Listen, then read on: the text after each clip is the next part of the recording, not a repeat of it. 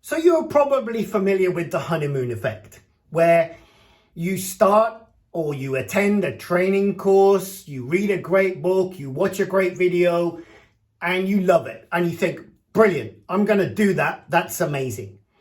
And you get excited and you have that brief honeymoon period where you might start to develop a new beneficial habit for a short period of time, but it quickly fades.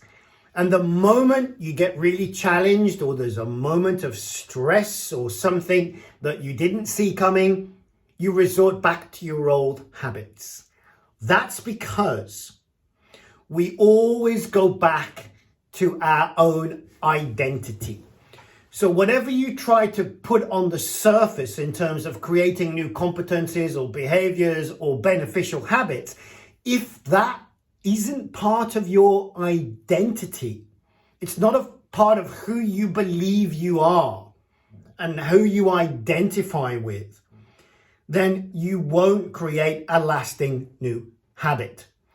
So we need to be very careful of what our identity is. And one of the things I've shared with my clients over the years is creating that sense of self and being at least aware to begin with of how do you identify with yourself and how you show up in the world.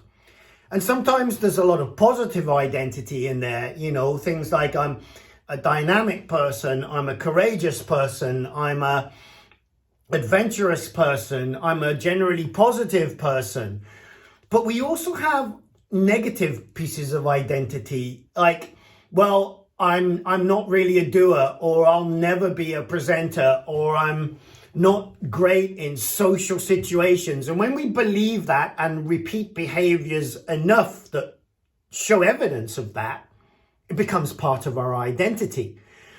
And then you'll never change it by just throwing some superficial competency or training program or skill on the surface. You've got to go right back to the core and say, actually, is that a part of my identity that I want to keep? And what are the beliefs and the thoughts and the behaviors that are keeping that identity alive?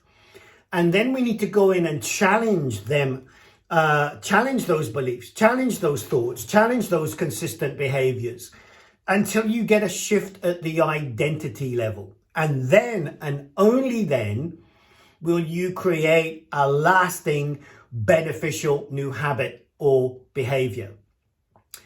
So I'm off to review when I try to create a new habit and it doesn't work long term. What is at the core of that? And what does it say about my identity? And what do I need to upgrade in terms of the identity software in my brain in order to create that new lasting habit? How about you?